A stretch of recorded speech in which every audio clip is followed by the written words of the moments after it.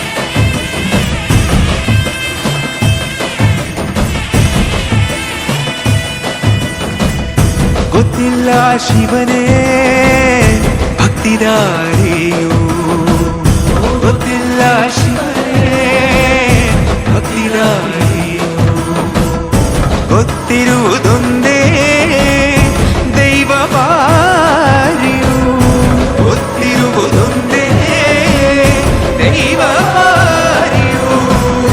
ಉಳ್ಳಾಯ ನಿನ್ನ ನಿಲತಡೆಗೆ ಬಿದಡುಂದ ಮಾಯ ಸನ್ನಿಧಿಗೆ ಕಾಪು, ಗೊತ್ತಿಜ್ಜೆ ಶಿವನೇ ಭಕ್ತಿದಾರಿಯು.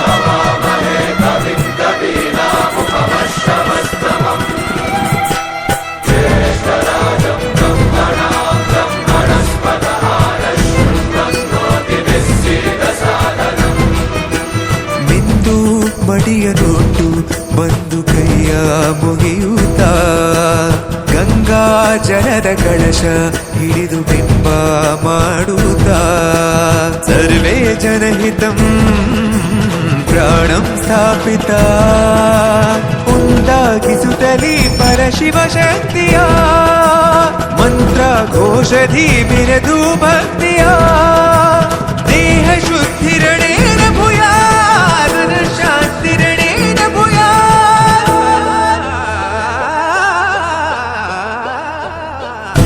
ದೇಹಾಲಯವೇ ದೇವಾಲಯವು, ಲೋಕಾನುಗ್ರಹವೇ ದೈವಾನುಗ್ರಹವು, ಪ್ರಣವ ಸ್ವರೂಪ ತೇಜೋಮಯವು,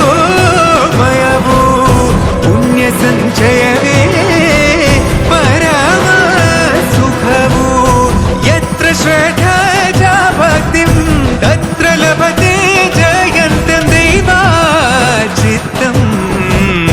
ಗೊತ್ತಿಜ್ಜಿ ಶಿವನೇ ಭಕ್ತಿದಾರಿಯು.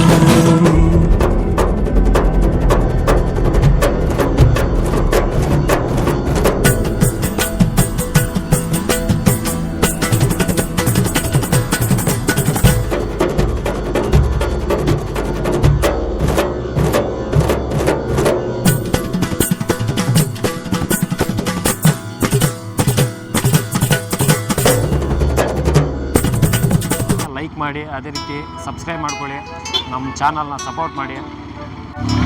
ಈ ಪ್ಲೇಸು ಎಲ್ಲಿ ಲೊಕೇಟ್ ಆಗುತ್ತಂದರೆ ದೊಡ್ಡಬಳ್ಳಾಪುರದಿಂದ 9 ಕಿಲೋಮೀಟ್ರ್ ಇರುತ್ತೆ ಘಾಟಿಗೆ.